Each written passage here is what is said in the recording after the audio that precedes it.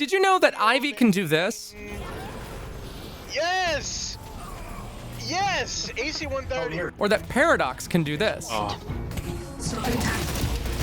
In every other hero game, the heroes are underpowered. In Deadlock, the heroes are overpowered. That's why your buddy who hates Overwatch logged in 20 hours last week. This is a Valve game. That means that one ult that you don't shut down will wipe your entire team. But that also means that one ult that you use will wipe their entire team. And that's what makes this game so special. I'm gonna show you how to be on the sending, not the receiving end, of this game's powerful abilities. So here's how to play every hero in Deadlock. Abrams' time spent serving on the board of his co-op has equipped him with the ability to take a lot of punishment. Engaging ability number 1 activates his compendium of co-op guidelines, which suck the life force of any living thing that's close to him. That blue zone is convenient distance for Abrams to shove buckshot down your face. Abrams' primary weapon is a shotgun, so this guy is a close-range brawler. Combo that up with ability number 2, which is a fast-moving and disruptive shoulder bash, and you'll know exactly what you need to do. Abrams is a stereotypical tank, but it's important to know that roles are not rigid in Deadlock in terms of tank, healer, support, DPS. In this game, everybody can put up crazy damage numbers, so if you can aim halfway decent, his shotgun is still gonna mess people up. It has one glaring weakness: he does not magically reload his primary weapon by flipping it around a bunch or hitting a lever and making it go. This guy manually reloads with malicious intent to each individual shell, cause gosh dang it, spells are spells, and back in the day, you had to be able to write and recite incantations before you could use them. I'm not saying we gotta put Aunt Azelda in the clink because she cast boil water without a fire magic certification, but there's gotta be some guidelines. My point is, if you go into an engagement and you dump your whole mag, it's gonna take a long time for you to get back to full, so that's where your punch comes in. It's important to know that Abrams' tankiness is not really from his base stats. He's actually on the lower end when it comes to base health at each level. He gets a lot of health regen. Ability number 3 gives him passive health regeneration from damage over time. To initiate team fights, you can throw the book at him with his ult, which acts as a stun. The shoulder charge and the ult are deceptively mobile. He's mobile-ish. If he gets caught out, there's not a lot he can do, so you should set up engagements for your team. Live Strike is going to be one of your favorite items on this guy, allowing you to regen while punching people. Don't forget, if you shoulder bash bad guys against a wall, you'll stun them as well. Rocket Grab sends out a skill shot nuke, which damages and stuns the first enemy it hits. Bebop is a great close and medium range gunfighter with the ability to punch out at long range with his ult. Ability number 1 is an uppercut that does a decent amount of damage while also knocking back anybody who gets hit by it, including friendly minions. Now, why would you want to punch a friendly minion? Look how cute it is. What did it do to you? Our spooky soldiers are just cannon fodder to Bebop because you can place ability number 2, a sticky bomb, onto the minion, then ability number 1, punch them towards the opponent. Combo this with his primary weapon, which is a hit scanning laser with continuous DPS output, and you can understand why this guy is so good at zoning in lane. Leech. There is Leech. The caveat with the laser is that you have to wait for it to wind up just a brief second before you fire, but for the most part, if you anticipate the minion getting shot, you can effectively deny much better than a lot of characters in this game can. So if you thought the point of his ability number 3, his Blitzcrank hook, was solely for the sticky bomb, that's true, but that's not his entire kit. The grab can also be used to get your teammates out of a sticky situation. If the grab's trajectory overlaps with a friendly and an enemy though, it's going to prioritize the enemy. Get Bebop's hook up to level 3, combine it with Mystic Reach, and it is ridiculous how far away you can initiate team fights with this thing. The reputation of his Hyper Beam precedes itself. It does have a couple of weaknesses. Mainly, you can't aim around on a dime. You do have to kind of wait for the aiming point to move, so you don't want to initiate this in the middle of a big furball. It lasts a shockingly long amount of time. If people get too close to you, just be aware that you also have AoE damage around your person as well. Bebop is incredibly versatile. He has a sizable health pool, and he can do damage and set up fights for your team. Do I just keep split pushing here? What? You think I'm a robot? Dynamo does quantum mechanics with the f***ing blaster on his hip. If that isn't aura, I don't know what is. What I do know is aura is his third ability, Rejuvenating Aura, which is a self-heal that also heals teammates and minions caught within this big green radius. Dynamo is great in duo lanes because he can support himself and a teammate without having to buy items. Some people may find his abilities not super combative at first glance, like his ability bound to number 1, which is a big knockup, and his ability number 2, which blinks him out of the space for a small but not insignificant amount of time. He can also use it to teleport his teammates out of tricky situations. It's a good getaway tool, but it's really good at keeping you from getting blasted by big alpha strikes like Abrams' ult or Infernus' ult. What a lot of people don't realize is that if Dynamo is built right, he will absolutely blast people with the Blicky. There's 2 different ways to build Dynamo. You can look up a build that's a little bit more gunfighting focused, or you can do the typical support build. His ult might be the best one in the game. Singularity can single-handedly turn the tide of the game in the late game by setting up for a really big engagement by stunning and locking down as many as up to 6 enemies all at once, just by being in the middle of a big furball. As far as I can tell, this ult pretty much just stops whatever the enemy is doing in a radius around him, and it does damage. You can even use it through Kelvin's Ice Dome, which I just found out recently. Dynamo is great at getting his teammates out of tricky situations or getting them in there to set up for big, substantial kills. Treat Dynamo like a big, dumb support character at your peril. Grey Talon's most important ability is his charge shot bound to 1. It gives him a lot of single shot damage and killing power without really having to do a whole lot.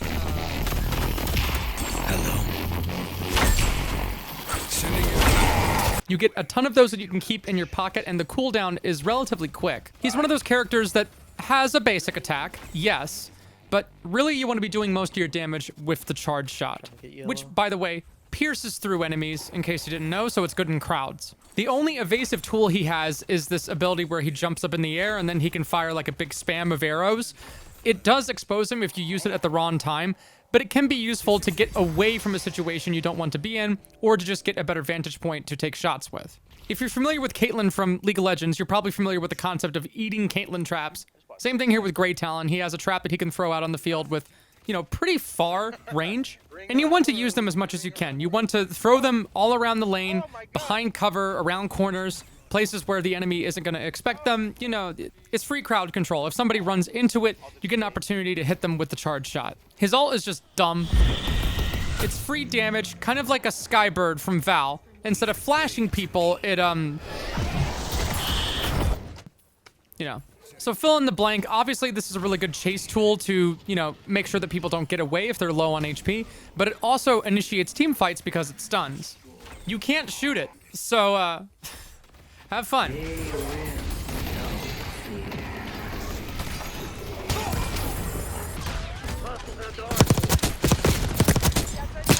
Haze is a 1v1 gunfighting character. The overwhelming bulk of her kit is in her basic attack. Her core revolves around her number 3 ability, Fixation, which stacks damage the more consecutive shots you hit on somebody. She can do a ton of damage very quickly, and she has a high fire rate. To counteract this, Haze has a small default magazine size, so here's how I get around that.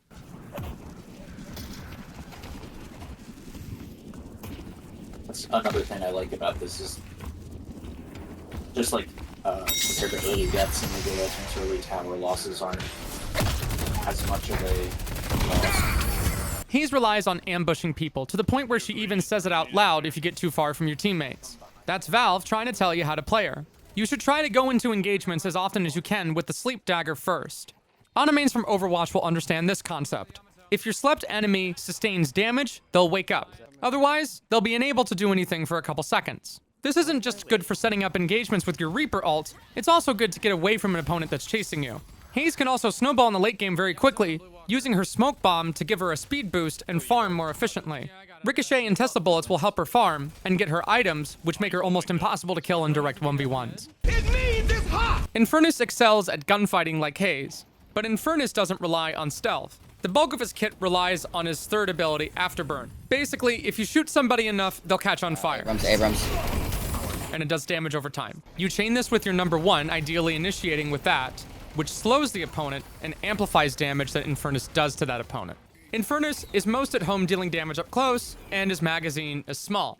So you want to poke and harass, apply your Afterburn to bad guys in the lane, they'll leave you alone, and then you can farm. Bound to number 2 is your Flame Dash, which will save your ass in a pinch more times than you can count. But you can also chase down opponents that are trying to get away from you. You can also use it to initiate with your ult, which does a big alpha strike to everybody in that circle around you, in addition to stunning them. Ricochet is one of my must-buy items with this guy, because if you go into a team fight, you'll apply that afterburn effect to everybody in that furball. Chain that with any kind of spirit lifesteal abilities, and Infernus has a crazy amount of sustain. If you think about it, if you combine Afterburn with any kind of Spirit Lifesteal and Ricochet, he actually gets more sustain the bigger the teamfight blob is. Infernus' combination of movement and gunfighting is super, super fun to play. What the hell's going down in there? Oh. Alright, let's get out of here both, though. Yes. Alright, I'm gonna go back. Run right through this Kelvin. What the fuck? Giant face. Stunned me. Killed the... Ivy might be marketed like a support character, but remember the game we're playing. Everyone can have crazy high damage numbers, and Ivy is actually on the upper end. She's basically got a PPSH 41 as a primary weapon. Side of the fist, the mist wall. No, I'm not! No, I'm not! Now, if you remember to use the active reload ability, unlike me, you'll get even more leverage out of the lifesteal it offers, and if you get siphon bullets, you can stay alive for a pretty long time. She also has great utility. Number one is basically a floor is lava grenade. It does damage over time on anybody who walks into the radius, and it slows people. She has a support ability bound to number 2 with a number of bonuses, including lifesteal, that you can tether to a friendly of your choice. Then, if you get a team fight blob that's getting a little dicey, and then, oh no, here comes a Haze with her ult, hit number 3, and then you can stun that ult in your stone form, plus you're impervious to damage while you're in the stone form.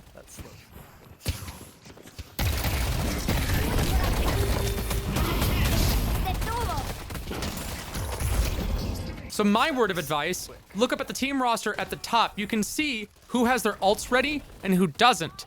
So keep your stone form ready in case you see somebody like a Haze with their ult active and they're about to go into a team fight blob, because you can shut that down without an active item. Your ultimate lets you fly up into the air, which can be used as a getaway tool if you need it, but more importantly, you can initiate team fights with it by dropping a big bomb on people. Did I mention that it slows people? Even better. You can also pick up teammates as you saw at the beginning of the video, including 7s who are ulting, but you do get a half damage reduction, so use that at your discretion. One of the cool things about this ability, though, is that you can carry a teammate when they have the soul urn, and that's a jiffy. Wait a second, what's this? Is that me? What? I'm white. Bro, Kelvin sucks. He fires like little snowballs. So slow, I can't deny it. What the fuck? What you want to do with Kelvin is you want to lean on his ice beam. Kelvin is a frontline brawler. Do not just malign him as a weird support hybrid guy. He can put out a ton of damage, and he has a ton of crowd control on top of it. When you get his number 1 ability, Frost Grenade, up to level 2, it will heal your teammates and yourself, and do damage, scaling with Spirit. It has a pretty big radius, and it'll slow people too. So, obviously you can set up for engagements. You can throw the grenades from a high vantage point with your Frozone walk, and then when you want to really start doing damage, you lean on the Ice Beam bound to number 3. The Ice Beam is a serious pain in the butt to deal with. It slows down the movement speed and the fire rate of anybody it hits. Plus, it does a pretty good amount of damage too. Plus, when you max it out to level 3, it will ricochet on up to 2 nearby enemies that you hit with the beam. So you can crowd control big teamfight blobs, you can heal your teammates, and Kelvin's ult creates this big giant ice bubble in a pretty sizable radius around him, and it's impervious. You can't get through it, you can't shoot through it with physical projectiles. Abilities that have splash through map terrain will go through the Kelvin bubble, but for the most part, just about everything will not go through it. Friendlies, including Kelvin inside the bubble, get a big health regen boost, and enemies inside are slowed. This impenetrable dome is great for protecting objectives, like the Rejuvenator from mid-boss, in case you're expecting somebody to contest it. It can even protect your weakened patron to keep the game alive. So do not count Kelvin out. Just because he has what appears to be a support-oriented kit does not mean that he does not have high damage output and tons of team fighting potential. Very nice. GG. Let's gaming! What the fuck Oh was my that? god, I missed. The French revolver enthusiast, Lady Geist, is Deadlock's closest equivalent I can think of to a mage character. But this is a shooter game, so how do they get around that? Well, Lady Geist's primary damage dealers drain her health. For her first ability, Essence Bomb, it has a base damage output to opponents of 100 hit points.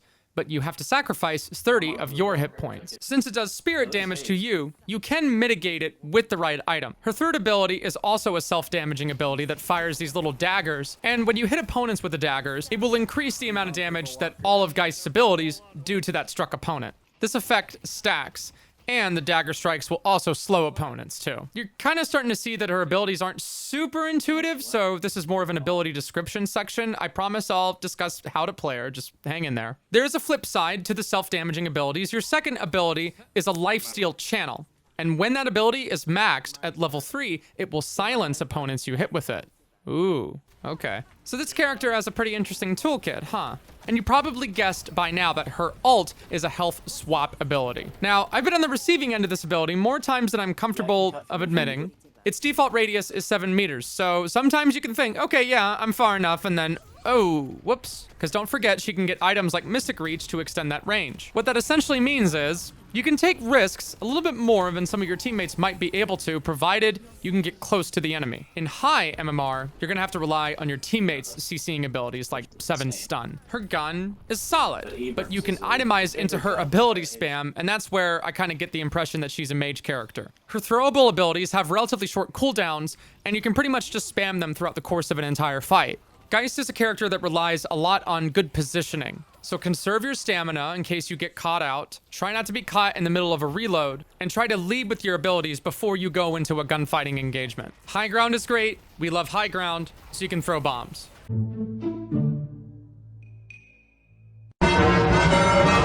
If you couldn't tell just by looking at him, Lash is not a long-range gunfighter. In fact, he doesn't actually do any punching with the punchy gun. I think he just wanted a gun that was shaped like a fist, which checks out. All of Lash's abilities kind of work in conjunction with one another, but what you're going to be initiating the fights with is your number 2, that's your grapple. So your grapple is how you're going to be getting into position to do damage. So you grapple towards an opponent, then when you're in the air, you hit 1, and then you'll do a ground slam. I'm coming, baby. So yeah, he's a very movement-based character. That's his whole shtick. His gun is surprisingly good. It actually has relatively high bullet damage per level, and you can use it to poke and just kind of harass from a distance before you come in for the kill. But you're going to be putting yourself in the line of fire a lot, so your next question might be, well, does this guy have any sustain? That's ability number 3. And if you're snowballing in the late game and you run into a couple of low HP enemies, here's what happens. Yeah, you don't have to really aim it. You just hit it, and then if they're close by, it'll damage the crap out of them, and you get some health back. Lash's ult also rounds out his kit to give him crowd control, if you can believe it. If you use it right, you can attach whips to bad guys, then whip your mouse around, and you can force them into an engagement that they don't want to be in. In some cases, if you have the height advantage, you can throw everybody out of the patron pit. I'm not going to go into the mechanical input stuff too much. It'll take you a bit. If you do what I did, you'll play them for a game, you won't know what the hell you're doing, then by the end of the game, you'll figure it out, and then by game 2, you'll get it. But what I just told you was already more information than what I had. So, yeah. Is there a way to look over your other shoulder? I don't think so, but I don't exactly know what you mean. Like you look over your right shoulder. I wanna like switch it sometimes. Oh. Just look at my left. Like Star Wars Battlefront. Maybe, I don't know. You can't yet. That sucks. You can in Battlefront, and I like It will be coming. It almost definitely will be coming. I'll be coming too. Just because McGinnis is the turret character does not mean that she does not have damage output. I'm sure that you're aware that this is a prevailing theme in Deadlock. Just because somebody is utility oriented does not mean that they cannot put out damage. McGinnis has crazy damage. She has heals. She can put up a wall wherever she wants to make it impossible for the enemy to escape, or to zone them off if you want to farm without getting contested. She has an ult that does a ton of splash damage and is really, really good in team fights. McGinnis has constant damage output plus 2 really big utility options. Dead. That's awesome. Oh this bad guy's You're welcome. Thank you. Her primary weapon is on the higher end of magazine size just in general, so in the lane phase, you're not going to be out of commission for a gunfight most of the time. There is a caveat. She has a minigun that you have to spool up. Most of the time, though, that spool up time isn't really that consequential, and I find myself being able to deny in lane just fine. When you run Echo Shard on McGinnis, you can spam the turret ability. You can put up 2 turrets next to each other back to back. And the cooldown itself is already relatively short, especially considering if you have items reducing the cooldown.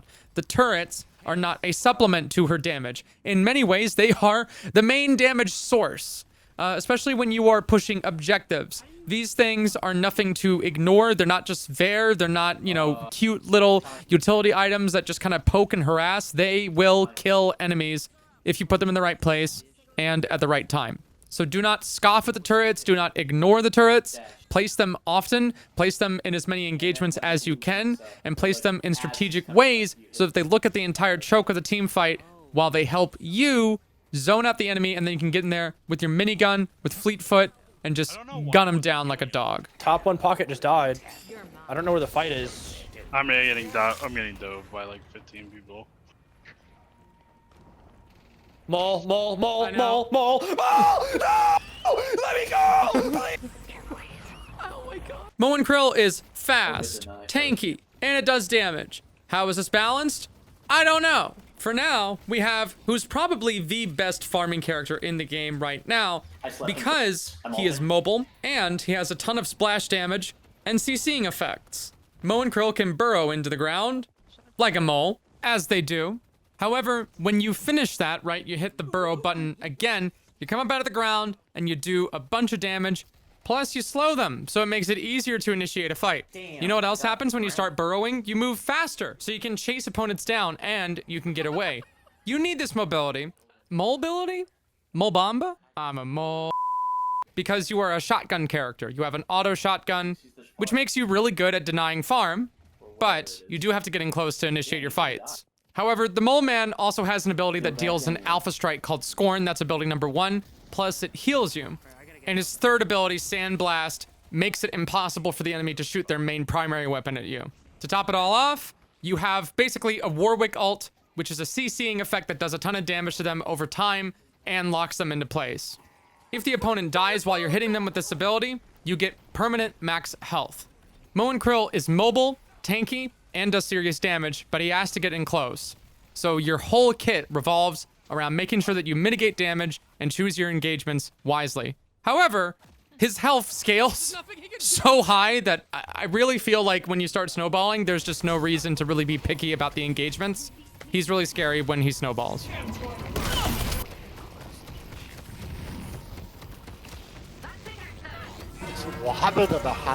Oh my god. Oh god, I The rolled the wrong 7 way. ult is just too big. How'd that MF move like that? I think I might have just killed us all. I'm a Paradox main. Yeah. Paradox has a ton of medium range poke and can occasionally snipe out at long distances with her charge shot. The charge shot is what makes her entire kit what it is. Paradox's charge shot is a powerful execute for opponents who are low on health and trying to get away, but it's also good for setting up engagements because it stops opponents in their tracks. You get a ton of initial damage output with a high alpha strike, and it CCs people.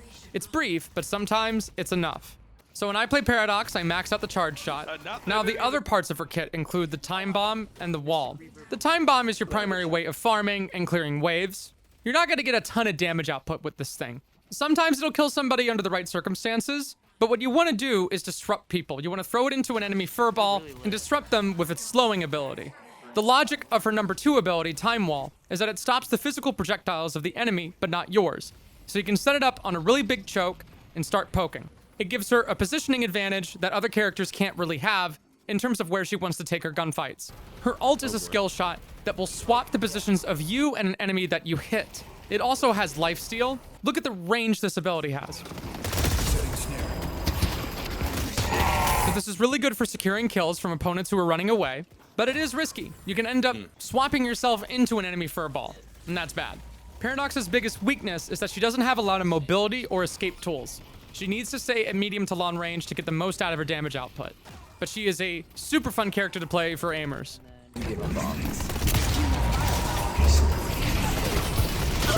Bird, you're playing That's my favorite one. Non-binary character. They're non-binary? Yeah. Pocket is a super mobile, ganking character that excels at getting in, doing damage, and getting out And if it gets too hot, they can hide in a briefcase to escape certain death. They do the bulk of their damage with a shotgun with a pretty large magazine, so you can get in there and stay in the fight for a long time. And as far as I can tell, you can't reload cancel. It does not reload individual shells, so once you start, you're committed to it. However, I'd say you wouldn't have to worry too much about the positioning disadvantage of having to use a shotgun, because Pocket's shotgun is the best laning gun in the game. This thing has spread that just, it's like shooting trap. It's like shooting clay pigeons. There's really not a single orb you cannot hit with this thing. You don't even have to click directly on the orb, just aim in the general direction and you'll probably hit it. Combat revolves around their ability number 2, this teleporting flying coat. You hit 2 to teleport, and then you do damage along the way with the teleport, and you're up close and personal with the shotgun. If it gets a little bit too heated, you hit 3 to briefcase away, and you can avoid a big alpha strike like an Infernus ult or a sticky bomb. If you've built the right sustain items, you should be alive long enough to teleport out of there again and then rinse and repeat. If you want to soften the opponent up before you get into it, you can go up into the sky with the teleport, then hit 1, and you'll float up in the air and send these little ghost missiles from your briefcase. So that's how you can do some damage from a distance without the shotgun. Then when you're really in their backline, you hit 4, and you hit them with the Affliction ult. This ult does not outright kill opponents, but what it does do is it applies a devastating damage over time spell to anybody struck in the width of it, and it will get them down to as far as 1 HP on the dot. And that's basically a free pick if your teammate follows up on it. Go in, do a bunch of damage, get out, do it again. Pocket's one of the most fun characters to play. Also, I love how they're dripped out like the dude from Fantastic Beasts. Wait. 7 is a typical DPS hyper carry with abilities that are suited to gunfighting, especially in big blobs of team fights, chaining lightning onto enemies, and of course his infamous ult, which if you've played the game for about, you know, maybe an hour, I'm sure you've seen it at least a couple of times by now. He's not a brain dead character. I don't think anybody in Deadlock is brain dead, but he's definitely one of those general purpose aim DPS kind of characters. He has a burst fire gun that can be used from a variety of ranges. It's not quite the same kind of level of poke that Paradox might have, for instance. It's about, I guess I would say, halfway in between the Guardians on either side of a typical lane. His first ability is a lightning ball that deals a dot effect to anybody who basically just, you know, stands in the lava, and that will displace people and make them easier targets for you. You also have a stun ability that you have to get a little bit closer to use, but once you hit somebody with the stun, there's basically a set time that they have until the stun hits, and then if anybody is close to them, they'll also get stunned. So you can hit the stun on them, wait for it, hit them with a lightning ball, and then you get tons of damage. His third ability is an activatable passive. Is that proper grammar? I don't know. Basically, you hit the button, and then you do chain lightning damage with your gun. His ult is... You guys know what the ult does. It's a powerful ult. Don't get me wrong, but what a lot of people do is they get into the game and they see it for the first time and they're like, dude, that's way too much. I did it too, okay? Trust me. And I still don't know what Valve's gonna do with it quite yet. However, 7 is very vulnerable when he is using this ability. Yes, he does a crap ton of damage to everybody in the radius, and the radius gets bigger, and if you get line of sight on everyone, you can just absolutely melt people. Yes, you can get Spirit Lifesteal abilities, making him impossible to poke through. There's just one problem. You are very vulnerable to active shutdown abilities, like any kind of stun, like an Ivy statue, like the Curse active ability, like the Infernus ult. Anything that CCs you, you're done. So you don't pop this ult like, oh, I'm slightly inconvenienced, hit 4. No. It has a long cooldown, and you're super vulnerable when you do it, and if you use it at the wrong time, you're gonna waste it. If you use it at the really wrong time, you can get killed. So you keep an eye on the team's ults right at the top of the screen, see who has their ult up, wait for the opportunity to strike, and then boom, ult, get a bunch of damage going. And, did I mention all of the lightning effects stacked with spirit damage? Also, 7 has a unique passive of movement speed scaling with his spirit. So you can run in there, get in position for your ult, bada bing, bada boom. Today was a beautiful day, or so I thought, because I just remembered I could die at any moment. Shiv, at the right point in the game, can basically become unkillable in a 1v1. Now, you might hear that and say, that sounds overpowered. Well, we're not playing Call of Duty, okay? It's not all about the gunfighty shoot-bang movement. Now, at various points recording Shiv gameplay, I neglected to understand how this ability here worked, which is why I'm not pressing it sometimes. So chances are, you don't know what it does either. Shiv has to capitalize on kill opportunities, and those circumstances can be limited, but he has a toolkit that helps him do that. Step 1 is to hit an opponent with ability number 1, which throws a throwing knife at an opponent, and it's pretty easy to hit. It has a little bit of drop off. You'll get the hang of it. Pretty fast travel time. But one knife isn't really gonna cut it. Pun fully intended. You see, Shiv knives apply a bleed to anybody that they strike. Hit somebody with consecutive knives and it will apply a stack of bleed, refreshing it and giving it more bleed damage. I hit Bebop with just 2 knives in this lane, and I've already done, you know, at least a couple of decent shots worth of damage without having to set foot in the gunfight. His second ability is a gap closer, which allows you to get up close with the shotgun or just do damage outright in a straight line. His third ability, Bloodletting, is equal parts a passive and an active ability. Shiv's Bloodletting lets him take deferred damage. What that means is, if you hit Shiv for 100 points, you're not going to do 100 points right away. He'll take a big chunk of the damage, but he'll take the rest of that full 100 HP amount over a short period of time. However, if Bloodletting hasn't been used yet, he can use it as an active ability, and it will cut down the amount of deferred damage. So he can essentially just take less damage. If that sounded powerful, just wait until you hear about his ultimate. If an enemy is at 20% or 28% of their health threshold, depending on whether or not the ability is at level 2 yet, you will instantly kill an opponent by leaping up into the air and slicing them with a switchblade gun? What in the Fallout New Vegas? Yes, I did just realize I made a New Vegas joke. No, I am not beating the allegations. You throw the knives at people far away from the team fight, then you come in when things start to get a little dicey and start doing tons of damage with the shotgun pistol. Unlocking Shiv's ult will also give you a passive. Doing damage will fill Shiv's rage meter, which gives bonuses to all of his abilities. Knives will bounce onto other targets. His second ability will hit twice. And the activation of Bloodletting will mitigate even more damage. Wait. Who are there up at this? The gun also has 2 firing modes. Left click does less damage with more consecutive shots, and there's a big blasting right click that consumes more ammunition. This right here is my favorite thing ever. In the history of forever. I think about this every day. If you thought Seven was a Call of Duty character... Vindicta's weird because if you can't aim, then she'll probably get 10k souls by the end of a 30-minute game and not do anything, or she'll have 60 by the end of the match. It really depends on how well you can hit your shots. Vindicta is a sniping character who relies on a flying ability in place of conventional movement. So because of this flight ability that you can see, she does not have a lot of base stamina. She only gets 2 base stamina slots. Vindicta's ability number 1 is a snare that will tether opponents the moment it makes contact with the effective radius on ground strike, which obviously makes them easier targets for a number of abilities, but it also makes them an easy target for your third ability, which sends a crow in a straight line that applies a bleed to anybody that it strikes. However, Fiddlesticks players from League of Legends will appreciate that this bleed does more damage against healthy opponents, so you want to start the engagements with it, not use them later on. Both of these abilities have relatively lengthy cooldowns. These aren't skill shot spams that you can just kind of sit on top of a piece of high ground and just lob over the course of an entire engagement. They are deliberate, you know, once a team fight kind of usage abilities. And that makes sense when you contextualize that she can fly. If you level up the flight ability enough, you'll actually get a damage boost while you're in flight.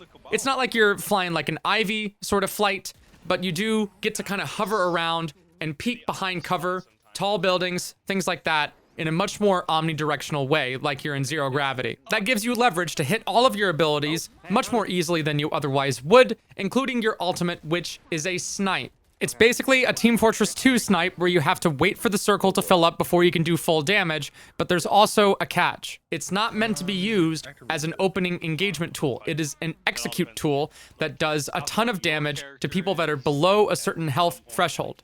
It also gives you bonus souls if you land a killing blow with it, so that's why you see Vindicta snowball sometimes. Otherwise, her primary weapon fire is basically a Battlefield 1 gun. She actually has poke in some ways that's comparable to Paradox because the damage fall off is very good. She's a gunfighting character that relies on strategic opportunities to hit people with her snipe at the end of team fights. Viscous. Viscous is an interesting one. I think if you had to describe him, you could probably describe him as a grenadier character? And that may sound like a strange description to you, but when you max out ability number 1 and stack spirit damage, here's what happens. So the Goo Boy is not something to underestimate. His primary gun is okay. That's not really gonna be the bulk of his damage output, as I'm sure you could tell by the Goo Ball. It's kind of the way Kelvin is set up. Kelvin doesn't really do a whole lot with his primary weapon as much as his supplementary abilities. His third ability, Puddle Punch, is kind of weird, but it's one of your primary damage dealers as well. Basically, you can project a big, gooey fist wherever you want on map terrain. Puddle Punch deals a ton of damage, and it displaces the opponent it strikes. It counts as a melee, so you can stack Life Strike with this, for instance, and get some lifesteal from it. What makes it interesting is that you can pocket Puddle Punch and you can spam it throughout the course of an engagement and just make it really difficult for the enemy to get into position to take their fights. If that wasn't enough, your first ability, which is a Goo Splatter, when maxed out, can bounce off of walls and leaves gooey residue that slows down enemies. So it does a crap ton of damage and it CCs people. With these two abilities combined, Viscous can fight at any range, far away, up close and personal, in small crowded spaces. There's really no engagement distance that he's not good at. And if you start to get focused down, you have a healing ability, the Cube. You can use the Cube on yourself, or you can cube a teammate and heal them. Keep in mind, this is more than just a heal. It will also protect the user from big alpha strikes like Infernus ults, any stuns, debuffs, any kind of thing you really just don't want to happen in that immediate moment in time. You can cube out of it, probably. His ultimate Goo Ball does a ton of crowd control because you can just go into an isolated sort of claustrophobic environment, bounce off of the walls, and then you stun the crap out of anybody that you run into. In addition to that, you're fast, you can double jump, and you have a ton of damage resistance. Goo Ball is great for initiating team fights or for getting out of sticky situations, pun not intended.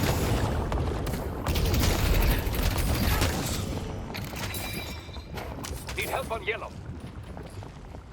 I stopped them.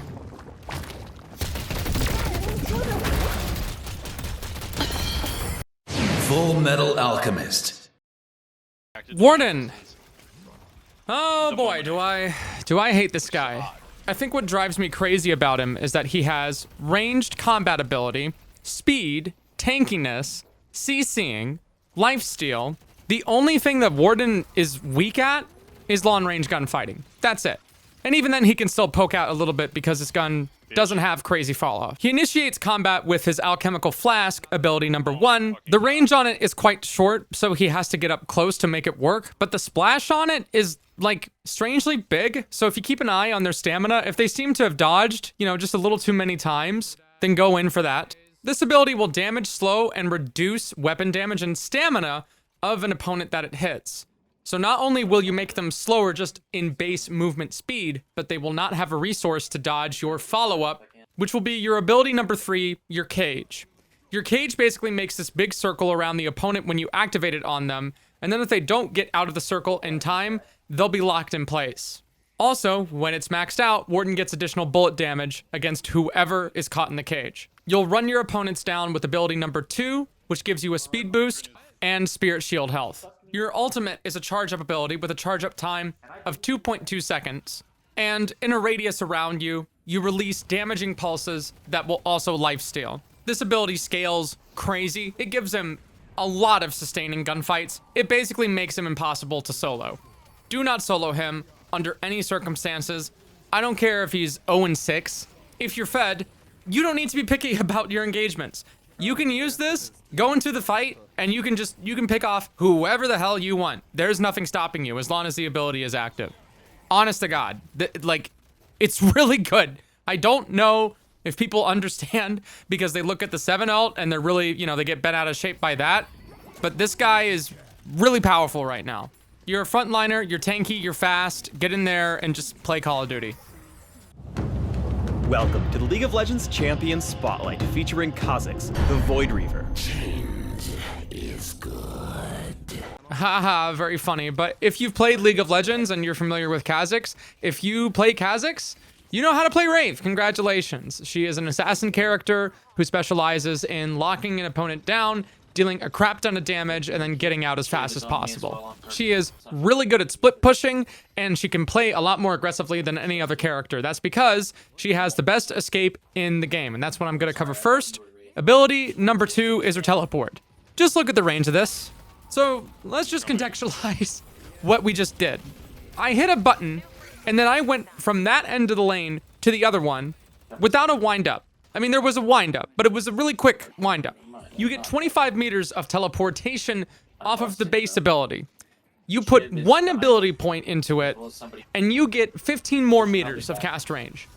Hello? So don't just think of, oh, I need to click right now to just get away. You can also come up with a plan ahead of time. You can map out an escape route if you go for a split push. You can go on top of buildings and traverse the map that way.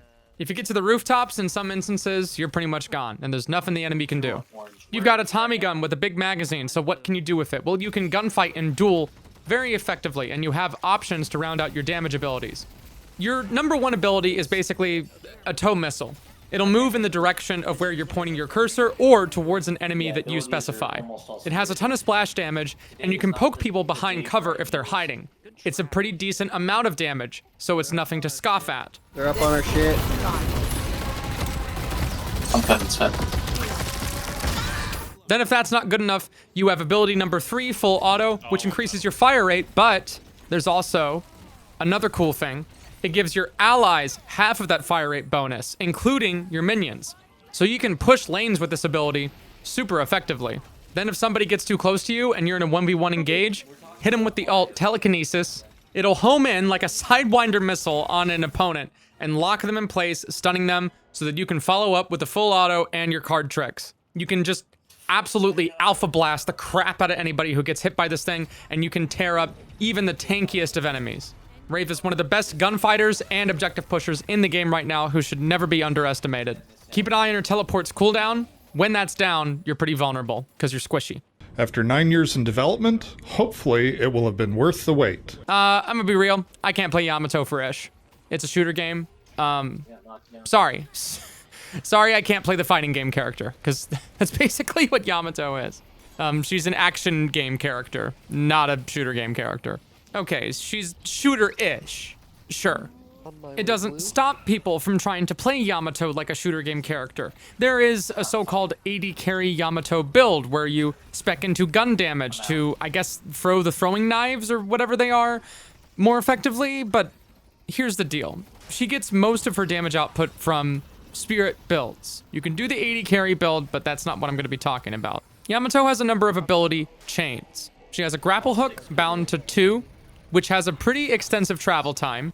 You grapple to somebody, you home in on them, and then you do a little sword slash. You have number 3. You take your sword up, and then you do a little close range slash. Pretty self-explanatory, but you have to have the target in front of you for it to connect. The first ability you have, ability number 1, is this weird kind of like ranged sword slash that you can charge up. As I'm sure you could surmise, a fully charged version of this attack will do a ton of damage, especially if you scale with spirit scaling items. Extended reach is not a half bad idea for ability number 1. But what you really want to do is prioritize your ult. You want to prioritize cooldown abilities that will keep you in your ult as many times as possible, because that is what's going to keep you in the fight. You see, because Yamato is mainly a melee and ability-based character, she had to be given something that would allow her to actually stay in the fight in a shooter game. And her ult does just that. It refreshes all of her cooldowns, and it gives her like a Tryndamere ult. She can go down to 1 health, but she will not die until that ultimate shadow form is depleted. You can see it with this weird kind of letter that's sort of like filled up, and then it depletes as you run out of time. Yamato is a great hero in skilled hands. Those are not mine. Those are not my hands. These clips will not demonstrate that. She takes a lot of time and dedication to get right, but if you play her correctly, she is a raid boss. That much is certain. If you found this video helpful, tell me what tip from it really resonated with you in the comments below. If you want to support Deadlock content on this channel, here's the best way you can help. Share this video with a friend of yours who's struggling with the game. And if you haven't watched the channel in a while and you're confused that somebody is talking in a very similar cadence to a Rainbow Six Siege YouTuber you used to watch, but they don't sound quite the same, it's me. Deuces.